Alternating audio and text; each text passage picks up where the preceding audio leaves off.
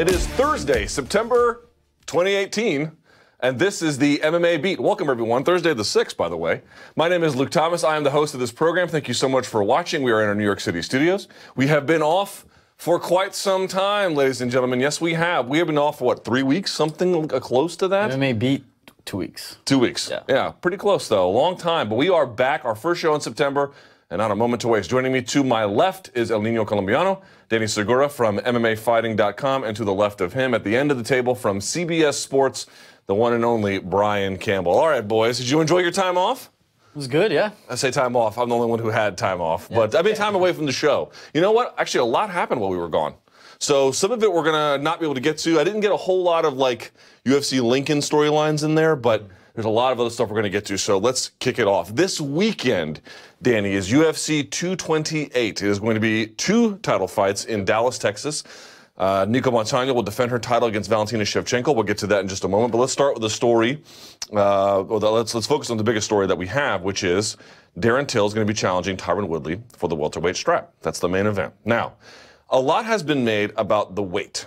Yeah. Is he going to make the weight? Is he not going to make the weight? I don't really want to focus in on that, at least not right away. Either does he, so that's good. Right. He got a little bitter about it yesterday at the media day. Neither does Tyron Woodley. Right, yes. Well, no, I'm saying both of those guys don't really want to talk about it. But let me ask you this. What is the big narrative for that fight? What are the stakes, really? And here's why I asked that. Once again, Tyron Woodley, by the way, is now the underdog. I think it's the 3rd time in 4 fights that has happened to him.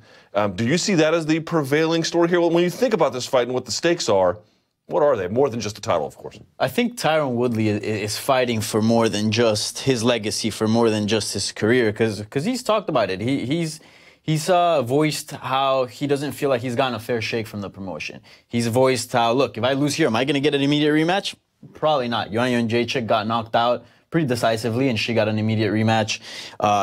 Do other champions get replacement opponents? But I'm getting one. I mean, he's voiced his issues with the promotion. So he feels like if he loses, really the only thing that's keeping him, getting him that big paycheck and in good position is that belt. If he loses that, who knows where he'll be? Who knows who will be fighting next? So it almost feels like Tyron Woodley's fighting more than just for his career, but he's fighting for a lifestyle, for his family, for the future of his family. So I think that's a big storyline there. And then what happens with Darren Till? I think that those are, there's big questions there too. If he wins, does he even stay at welterweight? So there's plenty of storylines here, but I think, Tyron Woodley really fighting for more than his career is a big one. I love a Tyron Woodley interview right now because he brings it. There's that chip on the shoulder, but he sort of understands where he is. He's horrifically underpromoted. I mentioned TJ Dillashaw, Nate Diaz as guys that are in that category, but for Woodley, how is UFC and Dana White not getting ahead of pushing this guy for what he really is? He's MMA's Floyd Mayweather right now, and I don't mean that comparison from the standpoint of he's as good in MMA as Floyd was in boxing, or he's the same personality maybe, but he's a minimizer of risk, a master of efficiency, and he goes in there, and from an X's and O's standpoint, doesn't worry as much about entertainment, and you can say that's against him, but he knows he's not getting the push he needs. He just needs to keep winning. Is that a more dangerous game in MMA? Because you and I know about Floyd. You know better than I do. Getting Canelo pre-prime, getting Cotto post-prime. He was able to really calibrate it. And those are still risky fights when he took them. Well, he doesn't have that matchmaking control. So exactly. So is the game that Tyron Woodley is he playing, is that significantly more risky? I think it's less risky. I think the only risk here... He's fighting Darren Till prime. That seems to me more risky than fighting pre-prime Cotto. He's also getting an early push, Darren Till. And I think when you look at Woodley, and that's why I like his interviews, he understands. He calls himself the interceptor, the spoiler. He's been here before when UFC has propped up a Kelvin Gastelum, a Wonder Boy Thompson, somebody else to use him as that B-side, maybe to help give him the rub and get him over. It's early for Darren Till right now. He doesn't deserve this title shot. The 4 pounds missing weight speaks for itself. The hometown decision in a fight I didn't think he'd win kind of speaks for itself. I don't see this as much of a risk, even though Darren Till is a risky opponent in theory. The experience gap is huge. Woodley, for my money, outside of size, has the advantage in every single category. But the most important, and credit to Darren Till, he said it himself in interviews, is the mind, is the IQ. Woodley might be the smartest fighter in the UFC, and that's where UFC is missing the boat on promoting him. They need to promote him as a Floyd Mayweather, as a pound-for-pound #1 contender. Look, he's not there. I got DC, Dillashaw at my top, DJ's lingering, right? John Jones, Conor McGregor, not eligible now, but they're always in that conversation. But I think Woodley, you can make that outside case because he disarms each guy. He says, bring your best girl to dance. I'm going to find a way to take her home because I'm going to remove your weapon and fire it off in front of you and dance. And I think incorrectly, we get on him and say, he doesn't use his wrestling. All he is a slugger. All he does is set you up for that right hand. But he sets you up in a spider web and really simplifies the game. Very efficient in his energy. He's a tough guy to beat. Yes. Danny, do you buy that argument? Do you believe that maybe if he wins on Saturday, not only do you get to keep the belt, to your point, which enables all the lifestyle adjustments accordingly. But then on top of that, he could begin to develop a reputation as not merely a guy who beats other good guys, which is kind of where he is right now. It's like, oh, we know he's good, but he doesn't have what you're talking about, this framing around him. Yeah. If he goes out there and takes out Darren Till, will he begin to have that framing that Brian's talking about? I think so. I mean, you bring up the comparison with Floyd Mayweather. What's one of the biggest things surrounding Floyd Mayweather? It's this whole 50-0 record, right? It's this whole streak that he was able to put together, you know, of just, you know, undefeated.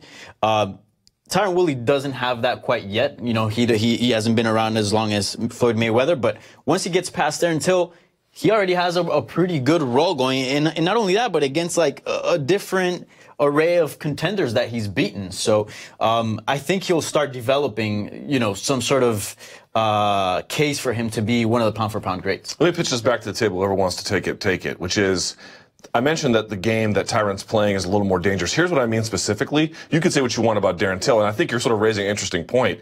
If Till loses, let's say spectacularly, which I don't anticipate, I don't know who's going to win or lose, but I do think that Darren Till is big enough and will make a strong enough account of himself to look pretty good, one way or the other. But if he does lose spectacularly, you're going to end up in this Ngannou situation. That's where it's a great comparison. Where it's like, well, he was totally overhyped, and it's like, well, that's a bad place to be in. But circling back to Tyron for just a moment, I want to pitch this to the table. Here's why I thought it was more dangerous. I can't tell if Tyron, I don't know what he's thinking, but here's my hunch about what he's thinking, which is, I'm not going to say yes to a Kamaru Usman fight. I'm not going to take last-minute adjustments. I'm going to be difficult and ornery and push back on the fans because I know that once this title is gone, which this weekend or whenever, I'm never going to get another chance. Like, I'm never going to get another chance to get back in. The UFC doesn't believe in me. I might as well just maximize all the leverage while I got it. True or false? True. He's taking control of the only thing he has within the UFC. He can't do what Floyd did with matchmaking. But the Floyd comparisons are real, even under the guise of he's 36. We're not really talking about his age that much. It's because he's developed a style where he's not using as much energy or not taking as much damage. So he's controlling. Also, he has massive advantages already over most of his competitors physically. Even at 36, that's a formidable 36. And he's being chronically underpromoted, so he's taking advantage to himself, doing what he wants, and promoting himself on the side. You got to give him credit with the TMZ thing, with the podcast, with the Camp Life, Champ Life, you know, YouTube series. Champ Camp. You know what? Correct. You know what the narrative should be coming in right now? It should be Tyron Woodley. Is he one win away from welterweight immortality? He's not going to have the same title defenses as GSP or Matt Hughes, who are the two welterweight kings historically. But what you mentioned, you look at Woodley's record. If he beats Till, man, he beat Thompson. He beat Maia. He beat Condit. He knocked out Robbie Lawler in one round. What Woodley said this past week at the media luncheon is really true. I wrote the blueprint on how to beat these guys. I showed you the way to do it. Give this man the respect that he deserves. I don't want to be the voice of the voiceless here, but it's time to wake up. I think there's a little bit of a desperation push in Darren Till in the same way they did with Ngannou 1 month later, like you mentioned, pushing him right into the title shot, telling everybody he's a killer. What does Dana say about Woodley every chance? Let's get to that. Let's get to that in just a second. Boring. Hold on a second. Danny, to everyone's point here, we all kind of agree that Tyron's a little bit underpromoted, although he's a pretty good self-promoter. Is he a pretty good self-promoter because the UFC doesn't promote him? They don't know how to promote him? Why is he underpromoted insofar as the UFC's efforts are concerned? I mean, that's a very complicated question. What's your theory? Basically. It's hard to tell. Maybe, as you mentioned before, the UFC has sort of a certain blueprint, and they're good at promoting certain type of fighters, right? The Sage Northcutts, the Paige Van Zants of the world. Maybe, you know, Tyron Woodley doesn't, you know, fall under those blonde white those categories. Yeah. So, you know, it's hard to tell as well. And also, Tyron Woodley has never been. I don't want to say he's not a company man, but he's always, as you said, he's used his leverage. Hey, I'm the champion. I'm going to act like a champion, and I'm going to demand certain things. And, you know, when dealing with the UFC, which they certainly like to control all the narratives, you know, that tends to be an issue as well. So I think that's part of it as well, but there's so many factors around it, you know, as well. Also, just keep in mind his fights. Let's be honest. I mean, Tyron Woodley's a fantastic fighter, but his recent fights haven't been, you know, too exciting. It's easy to put on Darren Till highlight, you know, except, you know, his last fight, but. You know, other than that, you know, it's that speaks to Tyron's point. It's like, oh, I was mourning when I fought Steven. Both of Tyron Woodley, well, not both, but certainly the first Tyron Woodley fight with Wonder Boy was much better than the first. I mean, the first one fight of the night. Exactly, at UFC 205 for crying out loud. A stacked card. Now we're talking about Darren Till here. Brian, I'll pitch it back to you. Outside of the weight, which appears to be really the only thing anyone can ever talk about with him for some reason, but let's not talk about that for the purposes of asking what the other biggest consideration here is. I think it's the Ngannou comparison if it goes poorly. If it goes well, what's the narrative about him coming out of this? That he is the next star on the rise. He's a guy they want. He's not just potentially a Conor McGregor clone, although big southpaw with tattoos and a, you know, overwhelming attitude and persona.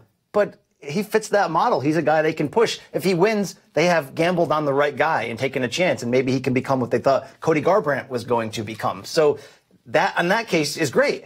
But you run the risk of pushing him too soon, and you're saying, let's not talk about the weight. We almost have to press pause and talk about the weight. I don't mean what I mean is just for this fight. Mm-hmm. But you're right. But if he wins, now you have to make weight for all those title defenses. And I don't just mean let's talk about the weight under the guise of he doesn't deserve this. And he doesn't deserve this fight. You get why he's getting it. Right. But how about under, is this the best choice for him physically? I believe he's going to make weight. They got him in Vegas. They got him at the Performance Institute. They got him under lock and key. Their record of helping guys make weight is not great, actually. But you know what?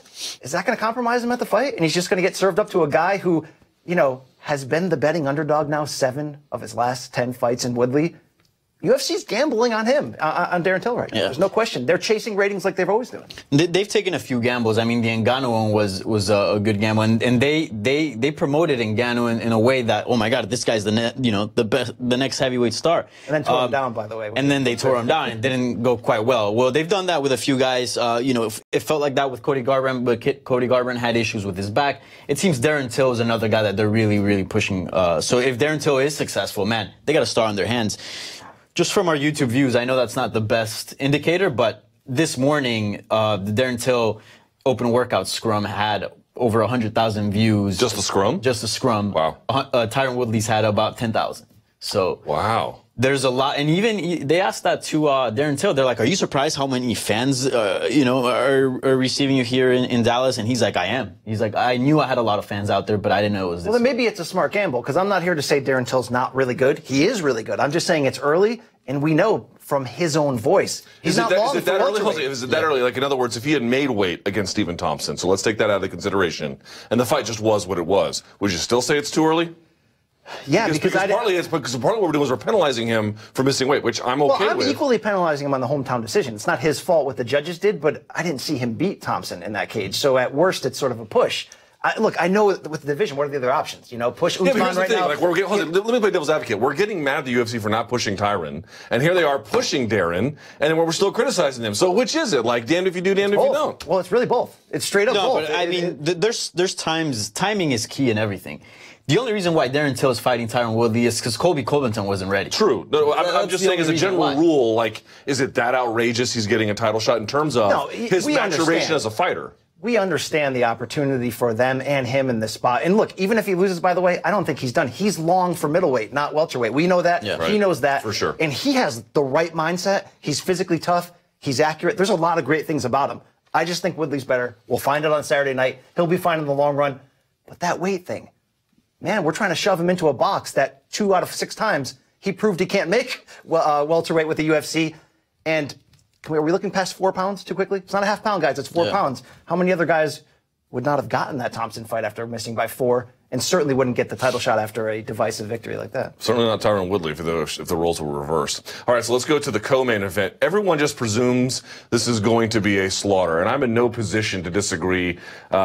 Reigning UFC flyweight women's champ Nico Montano will defend her title for the first time since beating Roxanne Modafferi to earn it however many Ultimate Fighters ago. I've since lost count. She had been out for a long time. She had a number of injuries related to both her dental work and the other number of things. She ironed them all out. Here she is fighting against Valentina Shevchenko, who I think you can make a case has beaten Amanda Nunes before, although the judges said she did not. She dropped down a weight class. She beat Priscilla Cachoeira in one of the ugliest beatings you're ever going to see. And now this fight has happened, or it's about to happen, rather, has been scheduled. Danny, what do we say about this? All anyone ever wants to talk about is that this is some kind of slaughter. So let's take a moment to say experts and fans are wrong all the time. Is there a chance we're wrong about Nico? Is there something we're missing here about this whole story? We'll find out on Saturday, but it's hard not to tag along that narrative. Because if you look at Valentina Shevchenko, just physically what she's able to do, she's not just someone that picked up MMA, you know, when she was in her teenage years and, you know, she started training here and there part-time and she had a part-time job. This is a lifelong martial artist. And there's a key difference between people who have been training since they were kids, who people, you know, pick up MMA when they're adults. And Valentina Shevchenko, she was completely undersized at 135, and yet she was able to earn a title shot, you know, maybe defeat the champion, depending on who you ask. And here she is fighting a weight class below at a more natural weight.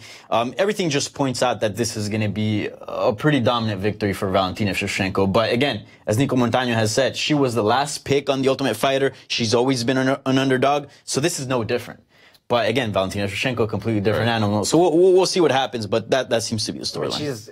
I mean, Shevchenko's as much as a minus 1,800 favorite as a challenger. It's just absurd. In UFC title fights, that has to be close to a record. Oh, it is the record by far. You got Nico as a plus 900. That's incredible. Yeah, I think it was or maybe I had that reversed. Matt Serra GSP. I think I had that reversed, but still, the whole point is it's ridiculous. The only problem with this is we're missing the narrative of Nico Montano, who she actually is as a person. She's trying to bring awareness to the Navajo Nation. She's got this underdog story of being the 14th seed and tough. But we're painting her with that Jermaine Durand-to-me sort of villain brush without really getting a chance to know her. Why is that happening? Why is that happening? It's not her fault. It's the UFC's fault on panicking and rushing out this division. The 125 division was a smart move, without question. There was that gap between 15 and bantamweight that there was, you know, there was a lot of fighters that can fit that. But the handling, the rushing of it, using tough to produce a champion rather than, let's say, produce a contender.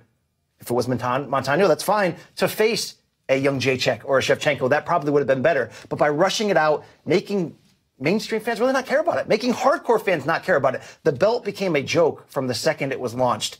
So did the women's featherweight belt, sadly, because they didn't wait on Cyborg. They rushed it out for Durand-to-me and a Holly Holm coming off of 2 losses, who doesn't even fight in that division, and the wrong woman won for promotional reasons. They comically stripped her. It got back on Cyborg, so that's fine, right? Yet you go on UFC.com/rankings, 2 years into the featherweight division, there's still not even a top 10. They're still showing you we don't have a division there. I think flyweight has a better chance for it not to end up like that, guys.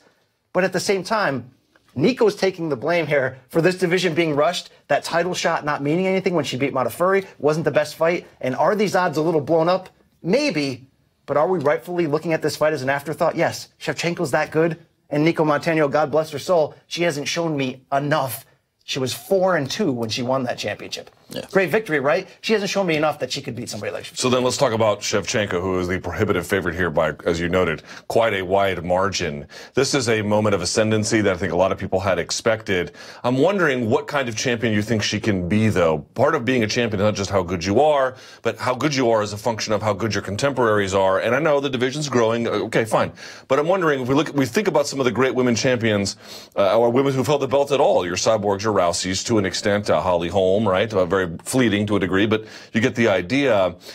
What kind of champion? Jacek, as you know, another great champion. Can she develop? I think something that's been lacking in her career, which is a level of popularity, Danny, as a function of becoming a title holder, even in a division that thin. I think she can become a big player. I mean, she's a super interesting person outside of the cage. And, you know, just her skills. She's a pretty exciting fighter, and she brings on high-level MMA. On top of that, she has history with, you know, some fighters, obviously, at 135 that could set up, you know, for potential super fights if she does become a long-reigning champion at flyweight. Also, Yana Jędrzejczyk, you know, one of the bigger, you know, female athletes in the sport of MMA. They have history as well. And, you know, we've known she's had issues making strawweight as well. They have history in the way that lions and gazelles have history. I mean, in Muay Thai, sure, but nonetheless, 3 wins, can't be wrong, though. Say again? Yeah, Three yeah, Shevchenko victories in kickboxing. but nonetheless, People talk like it's a rivalry. It's not really a rivalry. No, it's not a rivalry, and there's no heat there. But let's say Joanna Jędrzejczyk moves up to 125, right? And then and then Valentina Shevchenko has been dominating that division. It's still a big fight you can put together, right? It's That's two a former great champions. fight. And to your point of, can she become a star? She would need the rub of that fight with young Jędrzejczyk. Of course. I don't understand why UFC's keeping Joanna right now at 115 when after the loss to Rose, she wanted to move up. They want to keep her there. That's the fight you're going to have to build to, Joanna versus, you want to give that division an identity. Wait, which fight? Joanna versus Shevchenko at 125 for the title. You want to give that division an identity. That's a big fight. You give Joanna a chance to be a two-division champion. It writes itself. And I don't think Shevchenko's going to be a star out of this, but she could be a long reigning champion in that division. And the fight game is based on perception. I know you're saying like, oh, it was a wash. There are 3 Muay Thai fights and whatnot, but Conor McGregor fought Floyd Mayweather. And that was a huge fight. You know what I'm saying? You just have to get Joanna Jędrzejczyk saying, I'm the new queen of this division, cut a few promos, which she's probably the best at it, in women's MMA, and that's it. You got a pretty big fight. I guess so. It's sort of, anytime anyone compares anything to Mayweather and McGregor, I'm like, you mean like stealing from fans? Like, I don't know that that's the best way to promote a fight, but in terms of... isn't promoting fights... No, let me back up. You're right. Stealing from fans every single time? Sorry. Sorry, let me back up. It's a great way to promote a fight. It's not a great way to be an authentic promoter. That's 2 different scenarios there because actually they don't intertwine. We've run a bit long on this card, so I'll just pitch it back to the table. Any other fight on this card that you've got your eye on, maybe important, something we haven't talked about? Danny, what do you say? I have my eye on Zabit. Zabit was scheduled to fight Yair Rodriguez. That fight didn't go down, so he got moved to an earlier card. This guy, I think there's something about him.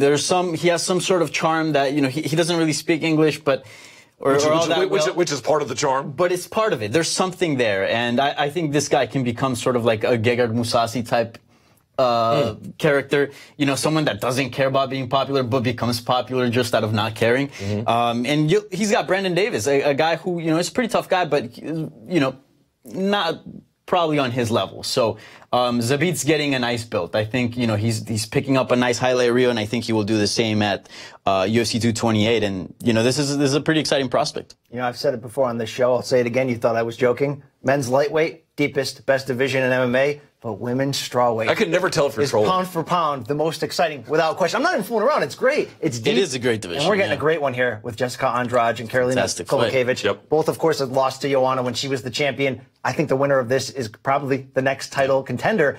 And the potential here for action is really off the charts. And the potential for Andrade, if she wins, to enter into a fight against Rose Namajunas, which would not only fire me the heck up, I would hope it would fire up regular fans, but I think Andrade would have a good chance to maybe even be close to a favorite in that one because she's improving so much. Say what you will about the 5 rounds against Joanna. She never stopped coming forward. Right. She hurt the champion late. Yeah. I'm seeing a lot of improvement. It's a tough test. I'm ready. Where's the popcorn? I'm ready now. And last, one thing I didn't mention about Shevchenko I want to point out, I don't know how popular she can be. I have my doubts it can be all that big. However, I don't know that she's ever been injured to the point where she's had to pull out of a fight. I could be wrong about that, but it doesn't happen very often. There's a lot of value to having a champ that can be popular. There's a lot of value to having a champ who can just be consistent and be ready for you. They're making this welterweight fight because they just needed something. She can be somebody for them in that regard. And she doesn't necessarily have to be a star, but as long as she's, respected within the hardcores, you can just put her in any pay-per-view, either as a co-main or a Fox headliner, and you got, one pretty more solid thing title fight there. Make it fast. We saw Jake Ellenberger have to walk away from the sport after Lincoln. Yep. 2 guys in that category, a Jim Miller and a Diego Sanchez on this preliminary card. That's true. Could be the last time for both with a win. I've loved me the Diego Sanchez run. These are guys from another era that are still putting on fun fights late in their career. If either lose, they're probably gone, so enjoy them while they're still here. And lastly, shout-outs to one of Guam's finest, Frank the Crank Camacho. I think he opens the show against Jeff Neal. I might be having that wrong, but Frank is a guy who trained in Maryland back in the day when I was there. And I called one of his fights, actually, at an old, now defunct organization. He is back on this card since moving back to Guam. And, old Frank, he wins, he loses, but he is never boring. So shouts to big Frank the Crank Camacho. All right, let's move on to one of the other stories that happened while I was away, but I did pay attention to this. How could you not? Cowboy Cerrone going on the Joe Rogan Experience podcast and essentially saying that, Mike Winklejohn has ruined the team. has ruined it by becoming, in his judgment, I'm paraphrasing here, I'm merely encapsulating what he was trying to say, that he no longer cares about curating an elite team, a selective team, but rather wants to make as much money as possible and called it a puppy mill. You'll note that the new JacksonWink facilities, they have dorms, and that they're trying to fill those dorms with donks who come off the street. We've heard other fighters complain, even John Jones, that he had to stop sparring in certain capacities because they're bringing guys in off the street who were just trying to take his head off for the gram. And it had a major response. Diego Sanchez challenging him to fight. Mike Winklejohn saying that the characterizations were nonsense. Let me say something about this. I had heard about this before. This back the puppy mill argument. I don't know why this never made news. I can tell you why it didn't make news for me. I know for a fact that, I don't know which ones were sent this, but MMA reporters, and again, I don't know which ones, but back in 2017, someone, I don't know who it was, sent around an email accusing that gym of being a puppy mill, and it never made the news, and I was very surprised about that. I reached out to certain people that I knew there, and I could not get a comment. So that's why it died with me. I don't know why it never made news with anybody else, but I always found that very curious. And then Cowboy comes out in the Joe Rogan Experience, and here it is. Did you ever get an email about that? I didn't. Yeah, did you? No. Okay, so I'm wondering who got that. That's very interesting. But there's this omerta in MMA that makes news hard to report because if someone sends you details, you can't just report them, you have to verify them, and it was silence. I was very surprised by that. But he brings it to light. With all that out of the way, what is the takeaway here, Brian? What is the big idea about this dispute? Them bros ain't loyal, right? I mean, no. Look, it's the second major divorce we've seen at JacksonWink with the John Jones Rashad soap opera that came out of that. Third, if you want to count the original Diego Sanchez one. They reconciled, but he left too. So it's kind of like we're marriage counselors looking from the outside in, and you know, whose side do you believe more? Misha Tate comes out and supports Cowboy. Is Cowboy just this arrogant outlier, and do we side with the coaches? I'm not really sure, but it shows me that if you're going to go down that road, there's maybe some smoke and fire to that. What's really going on behind there? Why are guys getting to a certain point where they don't feel part of that community anymore and they feel like they're on their own? I don't know if I have the answer, but they're throwing it out there for us to see. They're making this, domestic disturbance very public. Well, before I go to you real quickly, do you ever see anything, the model is different, but do you ever see anything like this in boxing? Because there are famous gyms. There's Wildcard, For Time, Crunk. Is there any way that you can make any kind of analogous comparison here? Not really, because while there's famous gyms, it's more tied to one single trainer. Mm-hmm. And guys can break Jackson, Mike True, but guys can break free from a trainer in many cases that aren't a personal divorce. It's just sort of, hey, I want to try something new, I want to move on. So you don't see that as much where guys are tailored and known by being part of a team, let's say. So then why is it so taboo in MMA still to do something like that? I don't know. I mean, so that's weird, right? It is so weird. There's really no answers right now. The same thing can be said for jiu-jitsu. I mean, I don't want to say Créanche.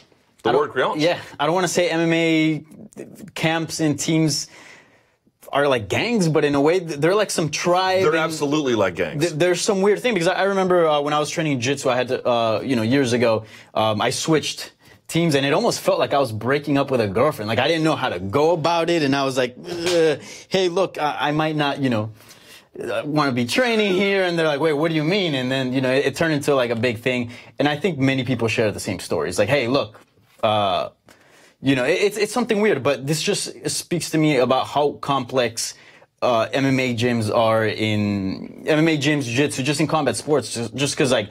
It's not just business. It's not like, hey, look, can you train me? Here's the money. Right. Hey, I'm going to go somewhere else. No, there's so much more than that. And navigating those spaces is delicate. It's hard. And even within that, there's sub-teams, sub-cultures within one team. I would love to see a case study between the behavior of teams. The key part of it. I mean, we've seen other fighters break away with one specific coach, and it's just a better fit for them. Maybe this is a team that feels stronger as a family, and when they see people do that, there's a little bit of instant pushback that starts in there. But, Cowboy's the Cowboy. I mean, the guy gets in the RV and drives across the country and drinks beers and fights people. I mean, he's a little bit different. I don't really put a lot of stock in the story. It's fun to talk about. Okay, evaluating the truth claims are hard because anytime you have a dispute like this, typically the response, or typically the lesson I've learned is that there's probably a little bit of truth to both sides. Yeah. Maybe one more than the other, but it's very hard to figure that out from the outside because everyone's got their own perspective, everyone's got their own agenda. So here's what I'll say, and I'll play devil's advocate here because I don't know what the right answer is. I've never even been to Jackson, so how could I tell you what the story is? Let me ask. Let's say that Cowboys' accusations are true, that is what Mike Winkeljohn did. He wanted to make maximum money by filling the dorms. I'm going to just posit that as a hypothetical. My response would be, why is that bad?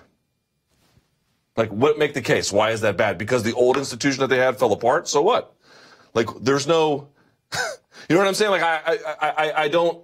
Even if what he says is true, I struggle to understand exactly why that would be a problem. Even if you look at it from like a logical standpoint, look, Cowboy Cerrone is a fantastic fighter, but he's on the end of his career. That's. Have you ever tried to interview the guy? It's like pulling teeth. Yeah, in person it's better. It's not that's no secret. And then you got Mike Perry, a guy who's coming up who probably has plenty of years left, right? So who do you want to be? If at the end of the day they're paying for the camp. You don't want to get someone that has a more longevity on your team. We've seen teammates fight each other before, so I don't really see that's a big deal. It's a personality conflict between the two of them. But you had pointed to a history of this happening before. Rashad Evans had the famous split, as I mentioned. Diego Sanchez, I think, went and trained with the Ribeiro brothers for a time and then came back and resolved it. So it was weird to watch Diego being involved in that. But let's also talk about the other part here. Has JacksonWink experienced decline? My response is yes, but is that decline inevitable? Like, if you have a very close team and you just happen to have a bunch of champions right up front, like, as you develop, it's impossible to maintain that level of success. My question to you guys is that decline that Cerrone's talking about the inevitable decline, the natural decline, or the kind of decline that comes from team mismanagement? I think it's both. You can't stay, even if you're doing everything right, it's almost impossible to stay at the top. Yeah, it's almost impossible to stay at the top the whole time. There will be, waves. But at the same time, there is some things that could be done as far as management. Who knows exactly what's going on? Again, we're only going based by what Cowboy says, which might be different from what's actually going on. But you can't stay at the top forever. No, it is a little bit of both in the end, and it's always that debate, the chicken and the egg. Who makes the fighter, or did the fighter make the trainer, or did the trainer make the fighter? And, you see that in boxing. Freddie Roach was on top for a long time, and everybody's coming to him, and then the success kind of waned, and that circle got a little smaller. We've seen it before. Yeah, there might be something to a trend here, but you got volatile personalities and egos. In fairness to Cerrone, there was a romantic ideal that I think a lot of those guys were holding on to. They did like what they had in the past. And I can understand why the failure of that institution would be a problem for them. But I also believe that underwriting this is this weird notion. For those who don't know, the term in jiu-jitsu is called creonte. C-R-E-O-N-T-E. And I believe Creonte was a character in a Brazilian either soap opera, a cartoon, or TV show who was essentially disloyal. And so the idea was, back in the day in jiu-jitsu, when you changed teams, they would call you a Creonte. You'll still hear it. You'll see it on Instagram. People will call each other that a little bit, but that culture is slowly going away. I think it needs to die a little bit in MMA. Yeah. People are just going to leave teams, and not always in the best ways or the best terms, but it is inevitable. Yeah, that Creonte Mendenhall is not here, and we haven't even talked about it. Yeah. I mean, we talk about MMA becoming more like boxing as it's evolving. That's the way it's going. We see guys just focusing on a trainer rather than a camp, having more personalized experience for their preparations. And this is all part of it. And these type of fallouts we're going to see more and more the more we get closer to boxing. Success breeds ego. It is what it is. So the other thing I found very interesting while I was away was I noticed that there was this flare-up on Instagram from Conor McGregor going after Abdulmanap Nurmagomedov, the father of Khabib, for being a coward in his judgment, posting like a screenshot of them on the bus looking, sullen faces. And I think he had another post about Zabira Tugugov, some other gentleman in his team, about, a Chechen and a Dagestani working together and how historically this would be treason. I found these to be incredibly boring. Incredibly boring, uninspired, and frankly, a little bit lame. Like, I understand originally Conor, remember he didn't want to do all that media for the Nate Diaz fight and they yanked him? And I thought his arguments at the time were totally strong. You mean we can't do something in New York? It's only a 6-hour flight from Dublin. Okay, let's meet in the middle. And they didn't want to do that. And I was completely on his side. And I'm still on his side insofar as if he doesn't want to do a major media tour. But what I don't understand is this is all that there is for media promotion. This is like less than pro wrestling. This is like, I'm going to make a couple of screenshots and an Instagram. I could not believe that is all we have had. Danny, are you surprised? Forget about just those Instagram posts. Khabib's not doing anything either. At least Conor's out there trying. I am amazed at how quiet it is. Are you surprised? Very, very. We talked about how when this fight were to get booked, this was going to be the biggest fight in MMA history, right? And one of the biggest fights in combat sports. Well, it doesn't feel like that, at least for now. And we know tides change. We felt the same thing about the rematch between John Jones and DC, and that changed, you know, as fight week came. But yeah, there's people that I've talked to and be like, oh, so what's up with Conor McGregor? I'm like, yo, he's fighting Khabib. That's like one of the biggest fights in MMA history. And they're like, oh, really? When's that? It doesn't feel big. Again, things can change, but as of now, that fight does not feel like the fight we thought it would be.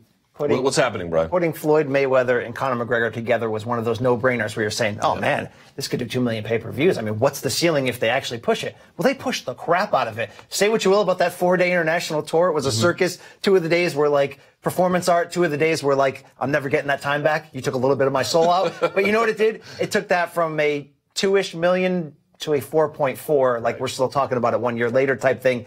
On paper, Khabib, Conor, if you do not promote it at all and just use the video of the dolly, you probably could get 1.7, 1.8. But like Dana has said himself recently in public, maybe this is a 3 million potential if it's marketed right. Hey, guess what? It's not being marketed right now. Where is Conor? It's not being marketed at all. So it comes down to like, what do you do about somebody when they're at that level of star value? My opinion is it's part of the job. To get paid that much money, you've got to be a part of the ride and promote it. But it goes back, and again, not trying to be the soapbox guy, when you hand the keys over to Conor and reward him for what he did in Brooklyn at 223 and give him this fight, he's calling the shots financially, and certainly it appears that he's calling the shots when it comes to the promotion he's willing to do. It's only going to hurt UFC in the long run. Yes, they could amp it up in the final 2-3 weeks. And I'm sure they will, by the way. Put them on the late night shows. Put them all over SportsCenter. Put them everywhere that we expect them to be put in the crossover situations. But you got to start this motor going, because I've had a lot of people, neighbors in my neighborhood, oh, yeah, who's that guy? Who's Conor fighting again? Also, let me jump in here if I can. There's 3 points I'd like to make very quickly. One is they have to turn the page from UFC 228. So that'll be Saturday. You know, they always do that for the next pay-per-view. So part of it's just a bit of a scheduling issue. I think the second one is, as you articulated here, when you put Floyd and Conor together, you were like, you knew who both of them were. And and for the uninitiated in the fight game, they were like, what could happen here? They didn't really know. It had its own momentum. I got to tell you, folks don't know who Khabib Nurmagomedov is. Listen to sports radio. They know who Conor is. They know Conor might be fighting, although that's a little iffy. They have no clue who his opponent is. And so to your point at the end, thirdly, like, you got to do something. I don't know what that is. Our own Dave Meltzer saying that apparently UFC is frustrated with him for not wanting to do anything. Again, I'm not asking him to give us the world, but one New York presser, that's all. That's it. One day. Can we get a Khabib media tour? Can we show the videos of him wrestling the Bears? I mean, you've got this ammo. Shoot it. I mean, even the announcement, that when it was announced, none of the guys were there. None of the 2 parties. Triple G versus Canelo rematch is coming up. And, you know, I've seen Tecate commercials. Together. They're in the commercial together. I've seen commercials of them at the office trying to punch things in with their gloves. SportsCenter. Dude, they've made the fans know that fight's coming up. Has the UFC made any efforts to let people know that this fight's coming up? Not at all. It certainly doesn't feel that way. The Triple G Canelo storyline is the failed drug test, the meat, and all that, which is great. It's helping them sell it. But the Conor Khabib thing is like crossing over into a lot of different areas of violence and arrest and nationalities, what you're saying with those tweets. The only good thing about those tweets, if you say it's a good thing, is Conor seemed to like be tiptoeing into an area that's a little bit like, what are you trying to start here? What kind of war are you trying to start? Let's Conor McGregor's previous fight, especially, you know, the one with Floyd, we knew that Floyd is also a hype machine. He makes his fights feel big, and you're going to be like, oh, is this the guy that's going to catch him, right? Khabib, since day one, he doesn't care about fighting Conor. He cares about defending his belt. It just happens to be that Conor's the guy that he'll be fighting. But he's a fighter. He just cares about fighting and defending that belt and building his legacy. This is not a guy that he's going to go out there and put all his effort and energy to promote a fight. We see Conor McGregor sort of, you know, throwing something out there, throwing a wrench to see what comes up. But that's when the UFC has to come in and be like, okay, Khabib, let's work together. Let's do a promo. Let's do this. Khabib himself, he's not going to get on Instagram and put all his effort and time to you know, steer the pot with McGregor. That's just not who he is. Just give him a time and a place. He'll show up and fight. That's what it comes down to. Exactly. That's just not who he is. Speaking of McGregor, we missed, I wanted to make a very brief mention of it here. I want to go around the table very quickly. While I was away, we had the 1 year passing, so to speak, of the anniversary of Mayweather versus said McGregor. Your favorite boxing fight ever, right? Yeah, I mean, what a great fight it was. Now, Brian, you were there. I was there. I saw you there. And it was a fun time. It was a crazy week. You know, Floyd Sr. came by Media Row, which is always different. In any event, 1 year later, Brian, your big takeaway from that. When you think about what happened that week and what it ultimately did for the game or didn't do, what's your big takeaway? Two takeaways. One is that maybe predictably in the boxing world, it's like, oh, get that thing away from me. Oh, it's the 1 year anniversary. I don't want to talk about it again. You understand Showtime putting out all the remembering things because they made a ton of money. UFC as well off of that. But I wasn't surprised by boxing's reaction, which was whatever, okay? A little surprised about my MMA brethren writing the think pieces, treating this as if it really was a holiday, a 1 year anniversary of something that I think in the MMA community they built it up to more than it was. It was a celebrity boxing match. Right. My other takeaway That's a good point. Is that two meteors collided with that much star power, where in a non-competitive contest in theory, although you give Conor credit for making it as competitive as it was, a non-competitive contest in theory, they moved 4.4 million pay-per-views. Yeah. So my one takeaway is we got to stop for a second and realize how special that was. That we took two celebrities, we put them together in a pseudo-competitive bout. But Luke, can you speak to this? I don't know why so many MMA people looked at this as a victory of some sort for the MMA side. Because they saw it not only as a triumph of star power, McGregor star power. That was one. We had never had a star do something like that. And number two, they saw it, and McGregor wisely, this is what I'm talking about. When McGregor wants to try, he's so good at it, he pitched it as, I'm the real fighter because I'm the real martial artist. I'm the one willing, in a very martial artsy kind of way, to go out of my comfort zone, to go out there and challenge you on your terms. I've got the balls. I'll do it. In the end, boxing's like, okay, we'll take it. Fine, sure. But the point being was both sides saw it as a reflection of what each industry does best. Boxing saw it as, yeah, we'll take your money. Great. Awesome. You can fight our best guy. And MMA saw it as, look at what our king is willing to do. I think MMA started as, we win. And then I'm like, what'd you win? Yeah. What'd you win here? You paid $100. It was an okay entertainment event, but what'd you win? Right. Danny? 1 year later? A lot of realizations, you know, especially with the whole KSI Logan Paul coming up and selling 800,000 pay-per-views. Yeah. Well, for $10. It's $10, but still 800,000.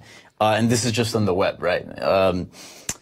I mean, it kind of, you know, the fight game is based on perception and promotion, right? And that's something that for MMA, I feel like for the longest time, we're like, well, MMA is a true sport. And you know, boxing, there's all this, you know, hype in MMA.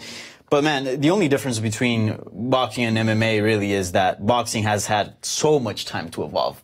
But as, you know, MMA has progressed, we've noticed that it's resembling boxing even more. So I think, you know, it was just kind of looking at how close those two sports are together. Do we celebrate like this when Ronda Rousey got a starring role in a movie? It's just sort of like, oh, it is what it is. No, I know. It's a weird... And also a reminder that anything is possible, because I don't think anybody expected that the fight would actually go down. Let me peel back the curtain here. I didn't even realize it was the 1 year anniversary until I was gone. I was like, oh, yeah, it's 1 year. And then I saw everyone writing about it, and I'm like, all right, I guess it's a thing. So I made it a thing for the show. They're writing about it for clicks. Right, and also because it was a bit of you know, it's the summer, right? I mean, hey, we could talk about Mayweather McGregor, you know. So now you mentioned something.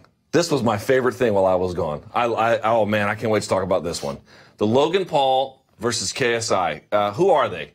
They are professional YouTubers. They are, another way of saying is they are professional troglodytes whose sole occupation is debasing themselves in the most idiotic way imaginable for incredible amounts of attention. There's no denying it. Building them abs, that's part of the job. Yeah, I guess so. KSI raps. He started as gaming. He used to play FIFA. Oh, is that right? Yeah, he used to stream FIFA, and then he plays with like you know, famous. What a claim to expertise about the world.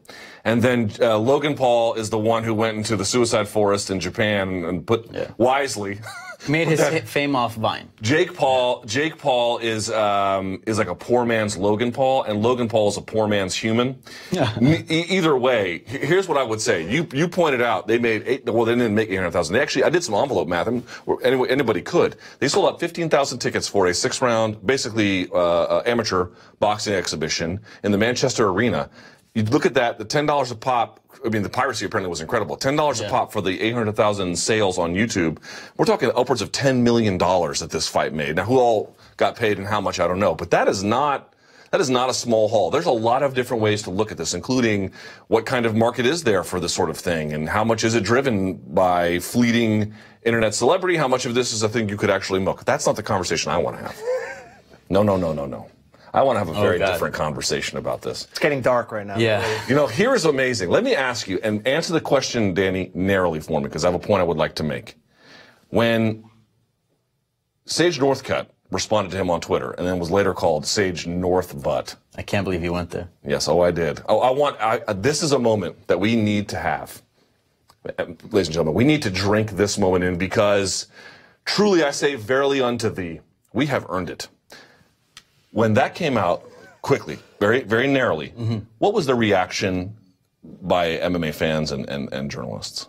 Mostly a joke, like, are you kidding me? Is this even happening? But there is a lot to it.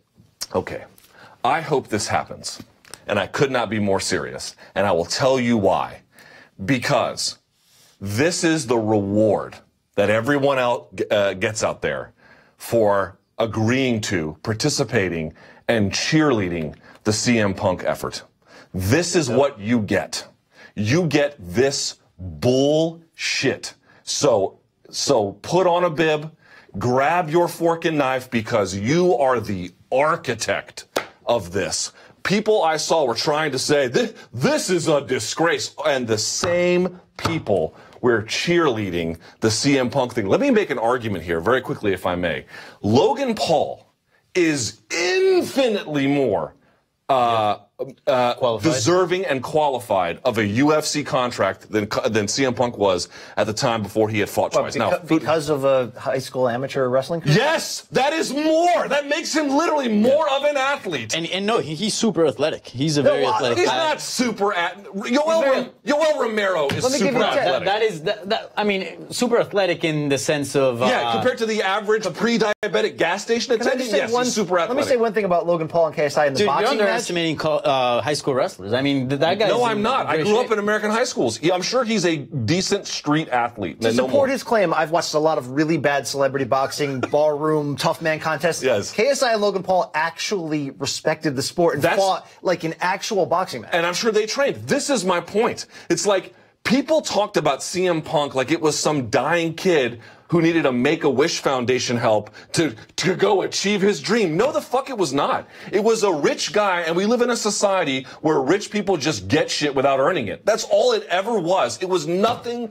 more than that. And now you got this guy, and people want to come along, and they want to distance themselves from it. No, ladies and gentlemen, reap the whirlwind that you have produced, earn it, vouch for it, support it, because, by the way, this is a better case scenario than whatever you were going to get with CM Punk. I am all in on us joining this self-debasement. Well, I got a better matchup if you really want to go all in. Logan Paul versus CM Punk. Can we book that right now? How much does he weigh? It doesn't really matter. It really doesn't. Just, I think he's in the 180s, I think. Just catch. I mean, what did Punk? He barely made it to 170. He's probably more naturally a 185er. Let's go 180. All right. The point being here in all of it is, the point being here in all of it is, you don't get to back out now. You don't get to back out. I'm not saying, I'm using the proverbial you. That was the Pandora box. As soon as you get CM Punk, as soon as you get a guy that's 0-0 with no fighting experience, who's not an athlete, by the way. Who's not an athlete, and older as well, fight under the biggest lights, the most important, prestigious,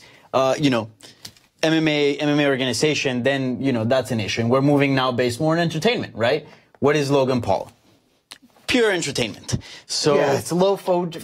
I guarantee you a Sage Northcutt versus Logan Paul, $10 a piece on pay-per-view, a few $100,000 for sure. Can we learn something though from the business model of what Logan Paul did with the $10? Because $50 was sort of the wrestling, MMA, and boxing set pay-per-view price. Did he swallow the coins because he thought they were Scooby snacks? No, but it got up to 60 and 70 with the HD. Mayweather Pacquiao introduced us to what $100 feels like now. Even Triple G Canelo 2 is inching closer to that $100 because they can and they know it'll move. So I'm not talking about Mayweather McGregor here. You could put $200, that thing would have moved. But for any other in-between pay-per-view, UFC is stuck in this once-a-month model, Luke, of we got to put something out there, whether it's, Shevchenko and Nunez and it's going to move 50,000 buys. What if you get off that $50 and get it down to 15? Are you going to double and triple your views, which at the very least will build exposure? It sounds insane, but there's a lot to learn from that Logan Paul versus KSI fight in the sense of promoting. I mean, I understand they're famous YouTubers, so they have their own fan base, but the way they catered the promotion was really all towards millennials and all the Gen X, right? Gen Z, whatever. Gen Z. the Tide Pod. Yes, the Tide Pod. You know, YouTube, they would have made rap songs dissing each other, you know, all over social media. I mean, the way they promoted that was right. This is my other point. amazing. It's like CM Punk didn't really promote. Logan Paul promotes whatever he wants me to say, promotes the balls off of his fights. He has a giant built-in audience. He's excited. I shouldn't call him. Put that in perspective. 18 million YouTube subscribers. It's like it's enormous. It's an enormous amount. Yeah. So my whole point is, like, is it manifestly absurd to even consider him for a UFC contract? Well, yes, of course it is. It's in the most insane, outrageous thing ever, other than to say it is another order of magnitude more qualified than anything we ever did with CM Punk. This is the evolution of celebrity. Remember celebrity boxing on Fox like 15 years ago, and it was like Todd Bridges and Screech from Saved by the Bell? Yeah. This is the evolution of it. You get people who are not down on their luck, B-list celebrities, people who are the new version of these celebrities, and they're just in really good shape, and maybe they can give you a fight worth watching. It's interesting, though. It's like they make diss songs, but they're all bad. They fight, but it's like, I wouldn't call it a bad fight, but by the highest level of boxing, it's a bad fight. They promoted it, and by like elite promotion standards, I would call it pretty good, but still, again, it just treads in the dirt in the most obscene sort of ways. It's like a lesser version of everything, but collectively, the energy around it, there's a huge audience. I mean, there's an audience that it's more down to be entertained than to watch. Yeah, they don't care about boxing. They don't care about boxing. They care about the feud, about, oh, this guy said this. Oh my God, check this out. We're skirting with selling our. We've already sold our soul in this sport. It's entertainment. We get that, but you are selling your friggin' soul if MMA Fighting is going to have a breakdown of his. We're going to pull up his high school wrestling tapes, Logan Paul. We're going to break down his actual chances to fight. Why? We had to watch CM Punk's sparring sessions, and folks were trying to tell us, look how much progress he's making. I just don't want to go down that road. Yeah, this neither did I. Depressing conversation. Neither did I. The whole time, I remember the night they announced it, I signed off of Twitter because I wanted to barf in my mouth. And everyone was like, this is just a guy out there pursuing his dreams. Man, fuck off with this nonsense.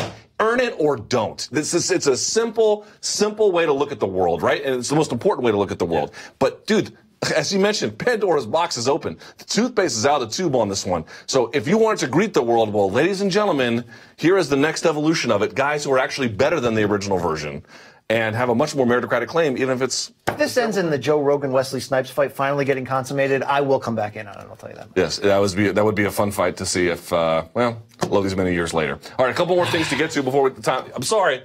People being like, I can't believe this disgrace. I'm like, oh, a word? I certainly can, because you laid the bed for it. So there you go. Now, that out of the way, a couple more issues to get to. Tito versus Chuck 3 is going to be official November 24th. Speaking of slop fights, are you going to go to that? Oh, hell no. I mean, I would. I would for a free ticket and a free plane ride. But no rightful employer is going to pay for you to go to that, will they? Will this employer? Well, we have people in LA, so yeah, we're going to go to that. We're going to cover that. I mean, look, I like it extra sloppy. I've been wanting to start my hashtag old guy fights promotion for many years. Yep. I have the degenerate blood. Of course, I want to see it, but we got to ration how much we care about it, right? All right. Well, here's the thing I was taking away from it, which was, I'm not going to say credit to De La Hoya, although in I guess the sense maybe I kind of have to. He put the fight in California, and that was for material gain because that's where I think Tito's audience is, and of course Chuck's from San Luis Obispo. So that part makes sense. But California has one of the more important and frankly reputable athletic commissions in the country, and they cleared it. They passed all their medicals. So what do you make of that, Danny? Well, what do I make of that? I mean, these guys, it's difficult. Are you surprised they passed? No, not really, because basically, Mark Raimondi talked to Andy Foster, who works for the commission, and he basically said everything that I thought he would say. Chuck hasn't fought in a long time. He's taking a break from that. These two are, they're not guys that don't know what they're getting into. And also, he even said that I would never clear Chuck to fight a champion or a top 10 contender in a promotion. He's fighting Tito Ortiz, who they're about in the same sphere. I would say Tito Ortiz perhaps is a bit fresher just because he's, been more active. What you're saying is they're both hella washed, but closer together than, Exactly. So, I wouldn't really, I'm not concerned with Chuck Liddell's health going into a fight with Tito Ortiz. If he were going against John Jones, as he originally said, maybe I'd have something to say about that. But look, I really don't have any complaints for this fight. Will I be watching? Sure. Am I interested? A little bit. You used a key word there called reputable athletic commission. I don't think I use the word reputable. They're cash registers. I mean, come on. No, that's not quite fair. That's not quite fair. Yeah, the California Commission has made efforts to improve weight cutting, safety regulation. They do. Yeah. California uniquely hosts more combat sports events than any other state, almost combined. And I think also, look, you would have more deaths if it wasn't for a commission. Sure. This is the tension, frankly, Brian, that I'm getting at. Because you're right. Like in Nevada, it's like, Floyd, do we need to move your fight to work around, or do we need to move your jail sentence to work around? I mean, it's just like they'll do anything for Floyd, but. The thing I'm trying to get to is this. I can't tell whether the battery of medical screenings they had to go through are utterly meaningless. Like, what does it mean to go through what they went through? I'm not a medical doctor. I have no clue if they can clear it. Or is it that we have a degree of cynicism? Or is that even if it's not cynical that even if they passed it and there's, the fundamental tension is I just don't know how to feel about it. I don't know how to feel. Gross is a good word. Well, why is it gross if they passed all their medicals? I guess is what I'm trying to say. I mean, did they agree not to look at the brain scans at this point? I mean, look, I believe they had MRIs done on the brain, and from what I read, they went through all the procedures. And I make the jokes from the standpoint of, yeah, I want to see it. I'm a degenerate. I'm going to watch it no matter what. Do I think it's great? Absolutely not. But it's sort of like, why do I still go to gas stations and eat hot dogs?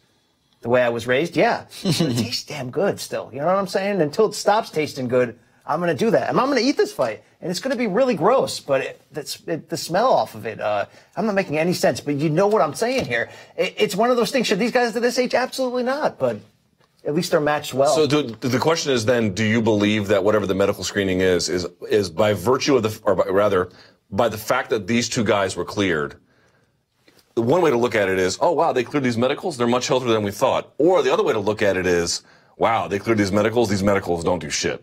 Which one is it? I think it's the first. Okay. You know what I mean? Yeah, no, I know what you mean. But I know this is not I know this is not the case for the California State Athletic Commission, but didn't Rashad Evans, for example, they did a brain scan, and he was actually pulled from a fight. New York. That was in New York. But there are... New Jersey pulled Thiago Alves once as well. Right. So the commission will pull fights if they don't feel comfortable with them. Now, will they maybe, make some leeway and allow some fights to happen that, perhaps give more leeway to some fights? Sure. But they are screening. They do have to go through certain procedures, and they cleared it. I don't know. I don't know what to feel of it. I mean, I look at what the tests are, and I'm like, I have no idea if any of this matters. People always look at well, they passed their tests. Okay, well, what are the tests? A, people can't name them, and B, even if they can name them, they can't tell me the medical value of them. I can't have this argument with a straight face when we watched Kimbo slicing data in the first. But that was in Texas. I get that. Texas is like, give me a stick of gum, a paperclip, and a high five, and we'll give you a license. It's like, well, all right. I mean, it's like Yosemite Sam runs it. Yeah, the winner is the guy whose Andy heart Foster's not that. That's my point. Andy Foster's not that guy, So to me, it was like when they passed and he was like defending it. I was like, I just don't know if this means that they're healthy or that the tests are worthless. I really have no Gonzalez must shake her head every time this debate comes up. Who? Pearl Gonzalez, she almost got banned in New York for for the breast implants or whatever the situation was. All right. Before we go, one more quick topic. Michael Chandler was a free agent, and now is not. He is back with Bellator. Some of his rivals saying it's because he wants to avoid USADA. Who they also fight in Bellator. Who also fight and live in Brazil. It's like, fellas, this is not a strong argument. Or his supporters say, don't believe the naysayers. This is just a guy who has been a loyal company man, and yes, he does make money, and yes, maybe there's no USADA, but seems like an upstanding moral character, good guy for the organization, and he still has some championship ambitions. It's the right call for him and his family.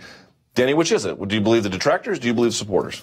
I believe the supporters. I mean, you just have to look at the UFC's lightweight division. It's a mess. You think Michael Chandler is going to go in there and get an immediate title shot? No, he's going to have to work his way through. And even then, look at guys like Dustin Poirier. Look at guys that, have fought Tony Ferguson. I mean, you name it. Yeah, here's Gaethje, Iaquinta, and Michael Johnson. Enjoy. That's what the big is going to say to you. So yeah, I mean, and not only that, but he said I'm getting paid 2, sometimes even 3 times more than a top 10 UFC lightweight is making. And I don't know how old he is, but I think he's 32. In his 30s, right? 32, yeah. So he doesn't have a whole lot of time left. So he doesn't have a whole lot of time left. And look, he's important for Bellator. For the UFC, maybe not so much. So why not? Why not stay there?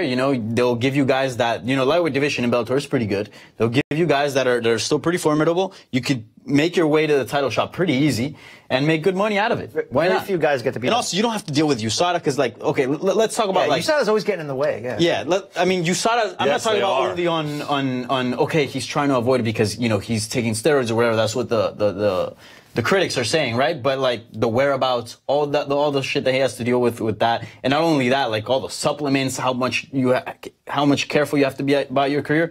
Going to the UFC definitely gets a lot more complicated. If you don't have an agenda like Eddie Alvarez, who's into collecting names for his Sherdog record, what's the point? What's the point? Right. I mean, if you're going to get paid well and fight good opposition, why not? You nailed it. For every Eddie Alvarez, there's a Will Brooks, right? And if you can be the face of Bellator and you can put on fun fights against this competition that's a little bit lower, and you still have a built-in storyline with, hey, I just lost my title because I hurt my ankle. I got to go back and get Primus. I got to get that belt back. Yeah. You're 32. Enjoy it. Be in the Dave & Buster's commercials. Get the free. Yeah. I mean, if he takes creatine and he gets some kind of a, what do they call it? No, it's not a pre-suspension. It's a, what's the word that USADA and UFC always use? Flagged. No. When it's like you haven't been convicted of anything. Provisional suspension. Yeah. And you get and you lose a year of your life fighting this. You don't have a year to lose. And not only that, but your rep is destroyed because fans only see flag for potential. Right. They don't read potential. Right. They go, yo, steroids. He took steroids. Right. And so my point is, number one, if you're going to get paid more, great. To your point, the competition. He told me he might end up fighting. He's told many people this. He might end up fighting 170. So we could go and have a little fun up there. That's a loaded division there too. Okay, but he wants to in a good way. I'm saying to be in big fights. He wants big opportunities. He has been loyal, and people do like him, and they certainly respect him. And the other part is people are like, oh, he's avoiding USADA. I don't know if that's true. Right? I have no clue. But even if it is, good. Like, you know what's funny? When fighters are in the UFC, they're like, oh man, USADA, I'm really glad to clean up the sport. But when they leave it, you don't hear them complaining to like any other organization that they should involve USADA. It's just a leveraging thing to like downgrade their opposition or promote a fight. When they leave, you never hear anybody say, this is a major problem in this organization. They stop caring, which to me says a lot. Yeah. All right, I had to get my anti-doping thing in there because you know me. Of course. Okay, so we took your tweets using the hashtag #TheMMABeat. We are now going to answer a handful selected version of them on our segment that we call After the Beat. You don't have to go anywhere. You're going to stay right here on YouTube or wherever you're watching this. And we'll do that now. So don't go anywhere. It's time for After the Beat.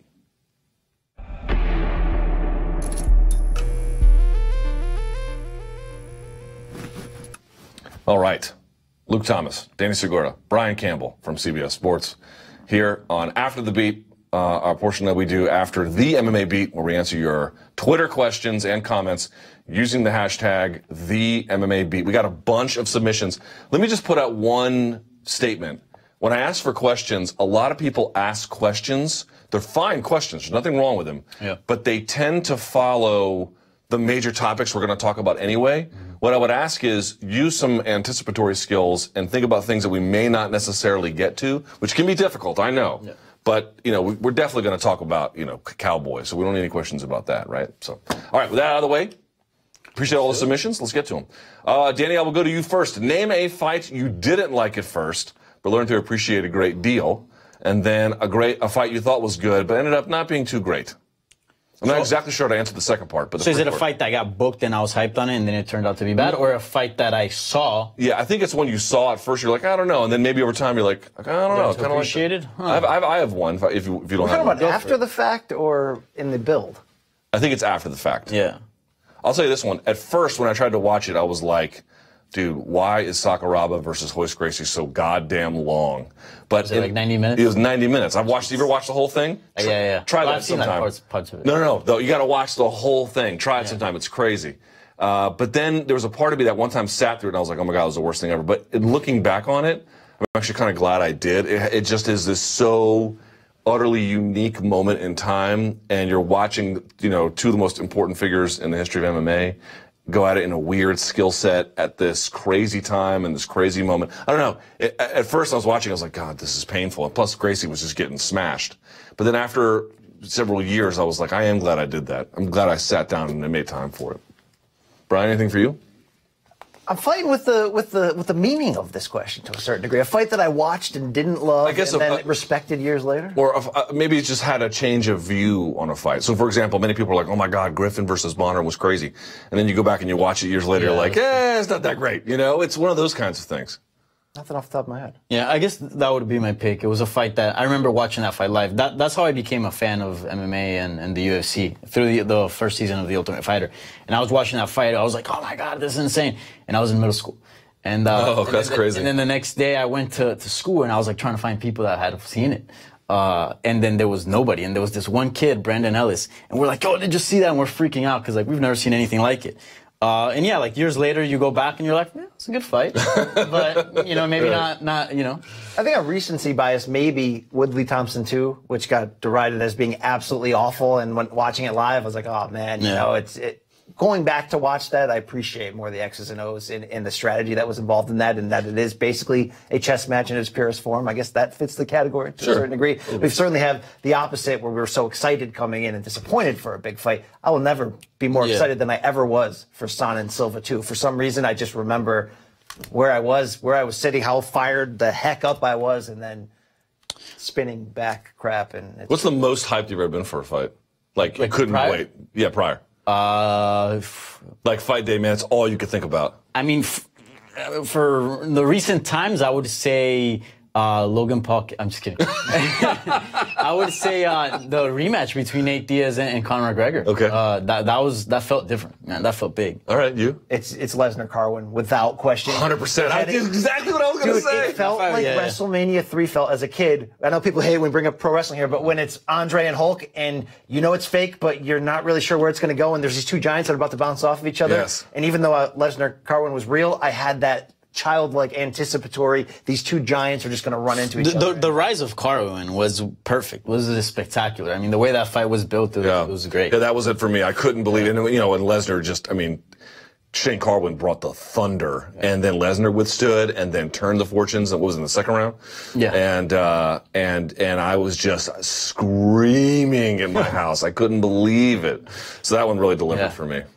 I would say one that may fit that category. I don't know if it does yet, but maybe Tim Elliott versus Demetrius Johnson. Okay. Because I remember watching it, like we've never seen anybody have not even minor success against, you know, today's Demetrius Johnson. So when Tim Elliott put on the fight that he did, it was like, oh my God, like, you know, was he exposed or whatnot? And it felt big. I don't know. I haven't seen it again, but maybe going back, maybe Demetrius Johnson was more dominant than we thought. Also, I'd say a fight I was not particularly hyped for, even though it was a big fight, I just wasn't hyped for Ronda versus Holly. Another one of these idiots who was like... That's a great call. That's the answer to this question. Yeah, and then as the fight went on, you're like, oh shit, what's happening here? Well, not only that, but the historical significance of what that fight represented. Like, I actually have the poster up in my office. That fight just meant a lot to me, where coming in, like everybody else, Ronda's going to destroy her. Why is there so much hype for this fight? This fight sucks. And man, that took you on as big of an emotional roller coaster as any modern UFC. That doesn't address the question because that's prior. Yeah. Right? Yeah. I'm just saying. That's the hype. Just speaking out loud. All right, next. Thoughts on fan backlash against Rose Namajunas after reports came out, Brian, that she was still traumatized from the bus incident. Fans have mocked her about the incident not being traumatic and that enough time has passed. Gatekeeping what counts as trauma feels gross. 100%. Who are these fans? Yeah. Show them to me. I'll find them on Twitter. Like, come on. Like, this is part of the overall, let's forget the impact of what Conor did. Okay, look, he shouldn't be in jail right now, but let's realize the potential catastrophes that could have happened with that incident if she saw her life and career flash before her eyes during that attack and didn't necessarily know it was Conor McGregor hyping a fight, thought it was a terrorist attack. I mean, look. Yeah. There's. I think that last sentence is key. I mean, who are these people to tell? I mean, different people will feel differently about situations, right? For somebody, it might be not a big deal. It might be funny, and you get like Quinta filming and snapping everything and kind of making it a joke. For some people, it could be a huge deal. So you don't know how people are going to react. You also don't know people's past experiences. Right. So yeah, it's gross to, you know, marginalize. Oh, you shouldn't. It's just Conor McGregor throwing a dolly. It's not a big deal. Like. Right. You know, I mean, the mind is both strong, the mind is fragile, and the mind can be strong and fragile at the same time in compartmentalized ways. You can be capable of violence in a cage and be utterly traumatized, not only as your point alluded to, from past events. God only knows what she has probably concealed from the world. And then on top of that, you can have unique moments where these kinds of demons can be exercised or certainly re-engaged on unfortunate terms. That could be a case like this. And moreover, we're talking about a community that defended people having Nazi tattoos. argument over. Like, y'all are not capable of properly assessing what Rose Namajunas is entitled to and not entitled to Do emotionally. you think anybody on that bus is upset at the UFC's handling of it? We forget about it because of how happy we are I'm about sure they Conor. are. I think even Trevor Whitman said this week that it was what the word was, something like it was not particularly delicate. There was something along those lines. I could be getting that a little bit wrong, but yeah, I mean, of course. And by the way, to Rose's point, she's not suing for a dime, right? Right. So I understand it. So it's like. And I don't think, were the reports, how did the reports come out? Because I don't think she necessarily came out and No, I think her coach spoke to our colleague Eric Helwani about it, and he alluded to it. She hasn't spoken about it, and folks are like, "Oh my God, she's exaggerating." It's like, dude, how tough do you need to be as a fighter before fans believe you're not a malingerer? Like. It's the most insane thing in the world. Her bona fides are as legit as they come, but human emotions and the mind are incredibly fragile and complex in a myriad ways. And by the way, who here has a psych degree? Who here evaluates patients? Who here is a social worker that can understand these? Who has spoken to Rose? Yeah, who has spoken to Rose? It's like none of y'all are even remotely capable of engaging in this conversation in any kind of impactful way. So go defend people with Nazi tattoos. Next. What was the best meal you've had on vacation? For everyone on the panel. Should I go first since I just got back? Go for it. All right, so I just got back from vacation. I went to Athens, Greece, and then various islands around. Greece has 280 islands, and you can take tours on any of the places. I went to Greece, I went to Beirut, Lebanon, and ultimately ended up in Barcelona, Spain. So I had a bit of a nice tour all over the world. I would say this, the best one individual not meal exactly, but one thing that I ate. It doesn't have a name in Greek. Here's what they do. They take milk and they spin it and they pull the fat from it. And then they don't like freeze it, but they kind of cool it so it congeals just a little bit. And they stack it and then they put honey on top. Then they stack it with more of that cream and then they put honey on top. Now here's the kicker to all this. Honey, I don't eat a lot of honey. You eat a lot of honey? Sometimes. All right. Honey in Greece, it's not the same. it is so much more delicious than it is here. And I took a bite of that thing, and I could not believe how good that was. It was shockingly delicious. Yeah. So that was the best thing I had. I was in Ocho Rios, Jamaica, a few years ago, and I had one of the taxi guys take me and my friends to like a local restaurant. We didn't go to like a touristy place. So like we were literally the only like white people there, like and I might have been in a different state of mind. Yes, I had some jerk chicken. And now you were there with Jeff Wagenheim, is what you're saying? Probably, yeah. No, I actually ran into him there. Right, so I get what you mean. I understand you. Yeah, no, and it was one of the best meals I've had.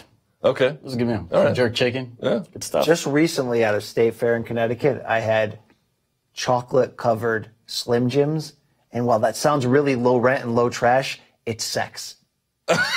Straight up. Sounds like bad sex. It's gas station sex, but it's really, really, really good. All right, it's gas station hot dogs. We're learning your. I think your you taste. eat at a lot of gas stations, man. Oh, wow, think about it. Think of that salt with the chocolate, and then because beef jerky is meat candy, right? It's beef candy. It's a real man's meal. Have you ever read the ingredients list on a Slim Jim? I've actually done this. I've actually taken the Pepsi challenge. So you know how ingredients work. The way in which they list them means that it is the largest comprised version of it. So like the further you are in the ingredients list, the smaller amount is contributed. Yeah. The number one ingredient in Slim Jims is, and this is an exact quote, mechanically separated chicken parts. That is what you are eating covered in chocolate. I'm shocked there's meat in there, so that's fantastic. That's great. But by the way, Danny, you went to Barcelona recently, right? Yes, Barcelona has amazing food. Tapas there? Tapas in Barcelona, dude.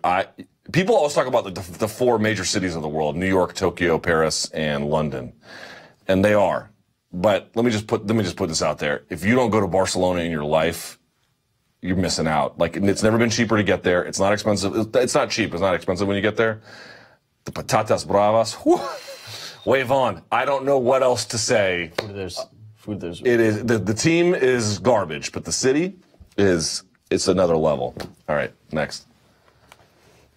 Is Sean El-Shadi right? The answer is no. But is he right that Diaz-Poirier, Brian, should, actually, let me go back to you, Danny, should headline 230? This could and should have been sold as a 5-round pay-per-view main event from the get-go, surely. I honestly see it doing 400K on pay-per-view. Plus, am I overestimating, Danny, the drawing power of Diaz?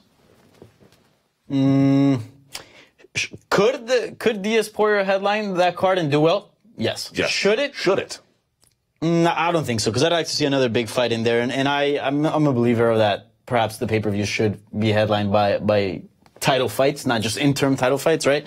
So I'd like to see, maybe see the light heavyweight title defended. Or... No, of course. I mean, it could do well, but you do need a strong co-main. Yeah. Is it time to roll the dice on the Diaz brothers main and co-main idea on pay-per-view that we've wanted? Now, MSG doesn't necessarily seem like the perfect fit for that. And by the way, we are 58 days away from 230, and we still don't have a main event. So this question fits in that perfectly. Right. And of course, a couple weeks ago, we thought maybe John Jones was going to come in the Cape and fight either Gus or DC.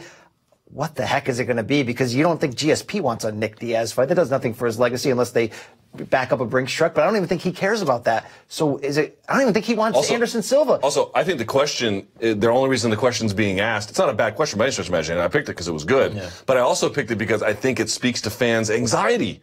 Like, okay, well, we don't have anything and there's no obvious contender. All right, can Diaz-Poirier be that? Yeah, it's speaking to this feeling of like, well, maybe we just stick with what we have. But I would have liked to seen that fight as the co-main of UFC 229. I think that fight would have been perfect. Yeah, it would have been great. But Diaz doesn't. That's the important. Like Diaz doesn't want to be second fiddle to Conor, which I understand as well. Although in some ways, does he? I don't know. He doesn't mind being second fiddle if he's in a fight with him. But if he's just going to be promotionally second fiddle, I think then he does care. All right, I got a curveball. They're building an MSG reputation for these UFC cards. Talked about it before. As of November, MSG ones are monster. Dana said it himself a million times. If it's not going to be DC against Jones 3 or DC Gustafsson, is DC Stipe a curveball that we could see? Ooh. Part 2, and you're risking the Brock fight, but... Let's say Stipe knocks out DC. You can either get a trilogy there, or Stipe faces Brock, that's an interesting or John Jones faces Brock. The thing is, Brock's going to cash in against anyone.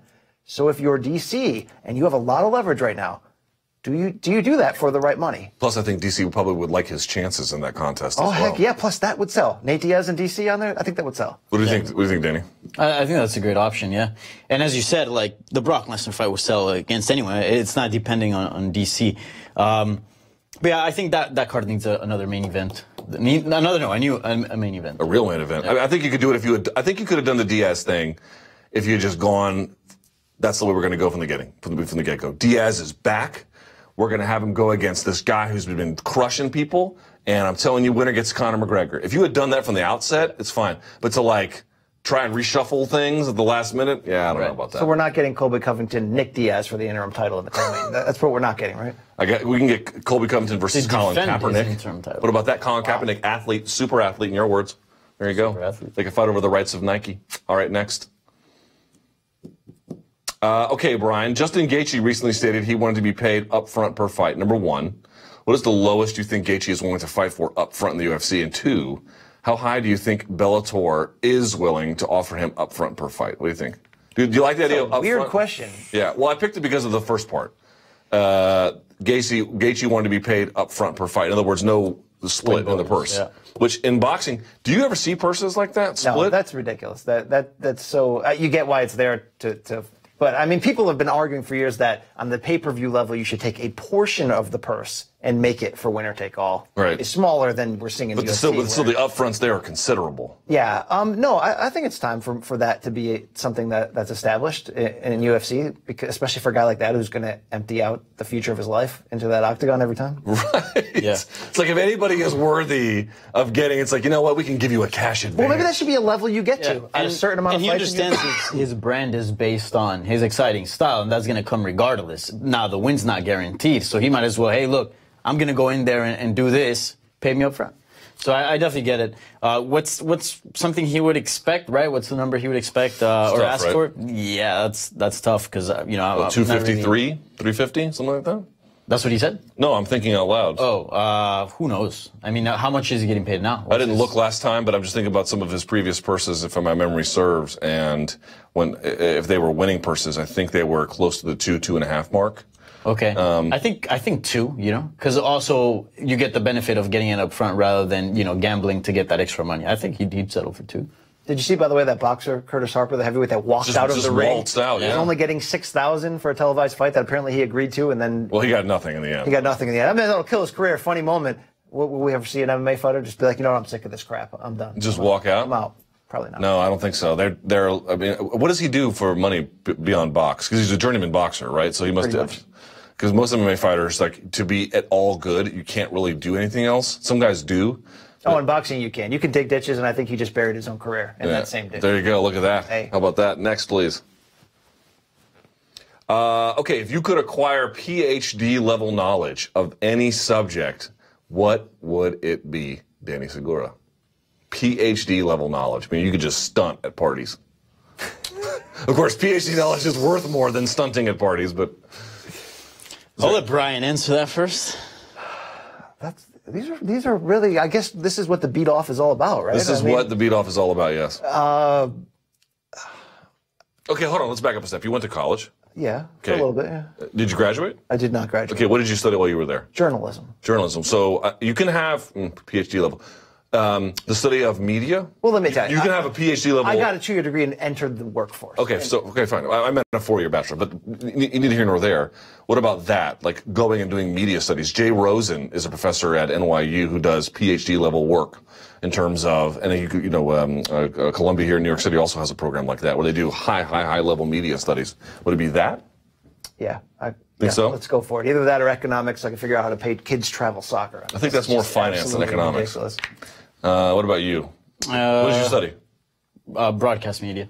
Really? You guys studied media? That's interesting. Yeah. You did philosophy, right? Yeah, I would never study media in college, ever. Huh? I would never study media in college. Yeah.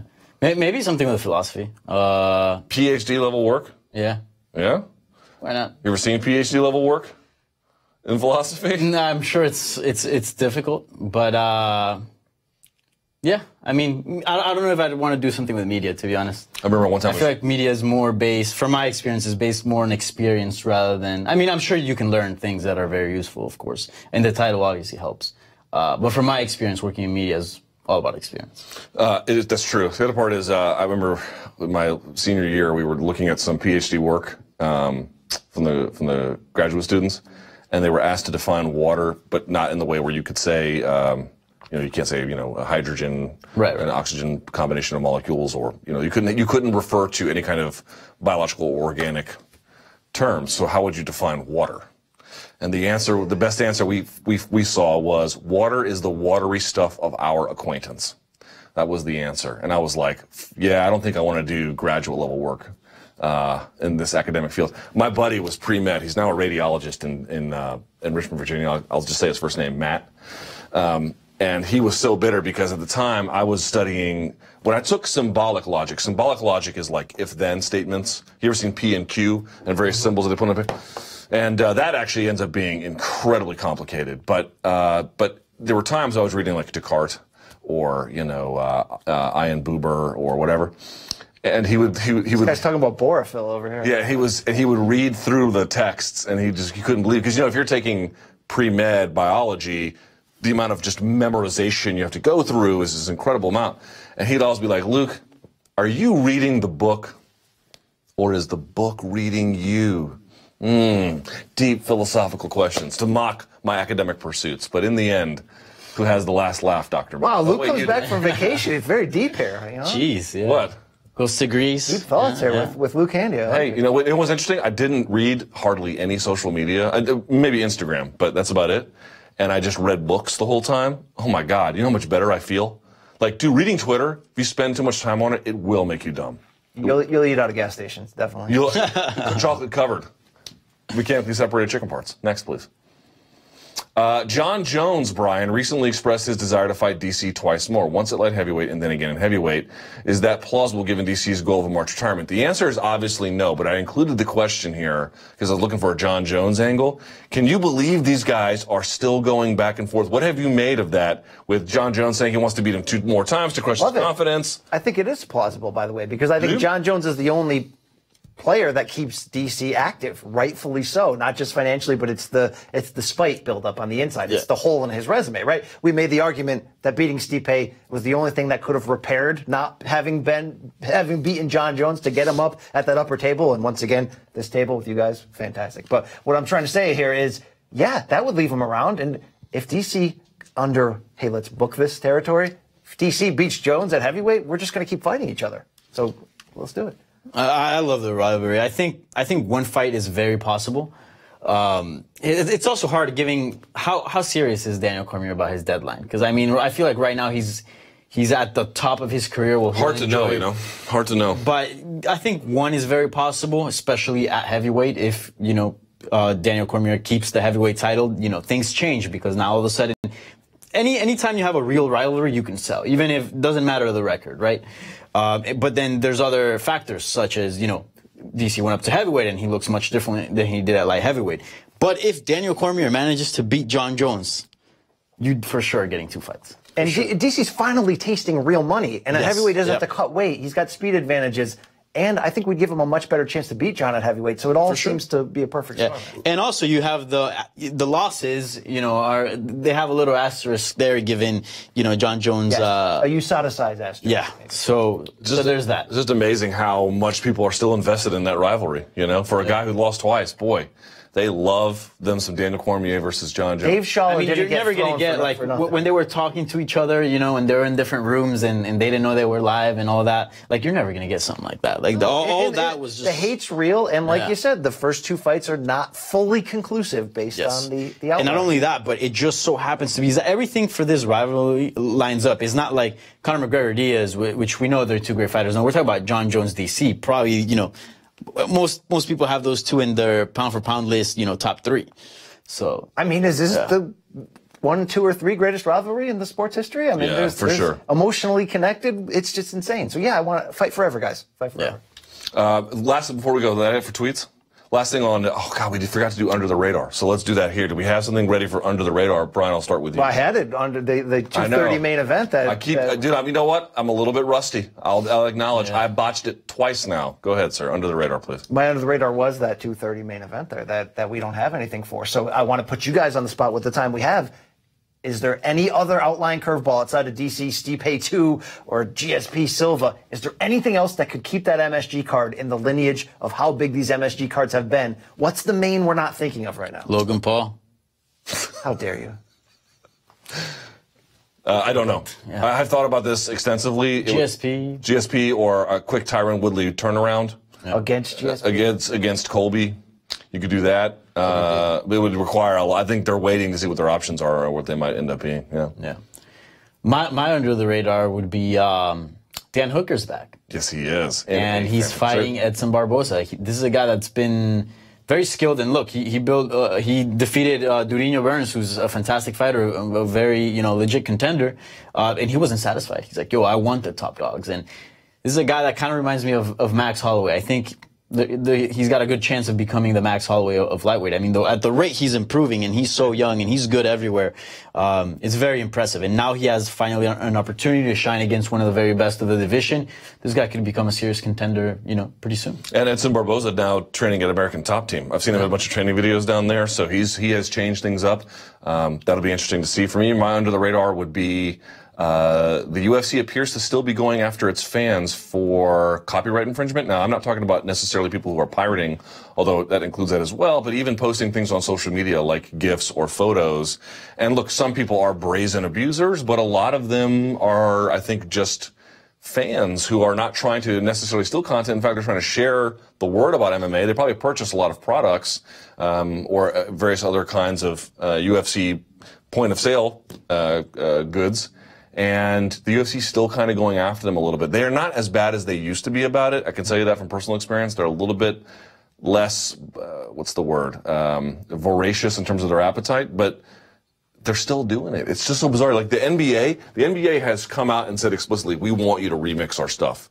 go for it. Now, there are some certain restrictions about that, but for the most part, if you wanted to make like a fan highlight of like Michael Jordan's greatest dunks on the Lakers or whatever, you can just go and do that. For the most part, they really don't get involved too much. And so it just enables the fans to engage with the product, to share the product.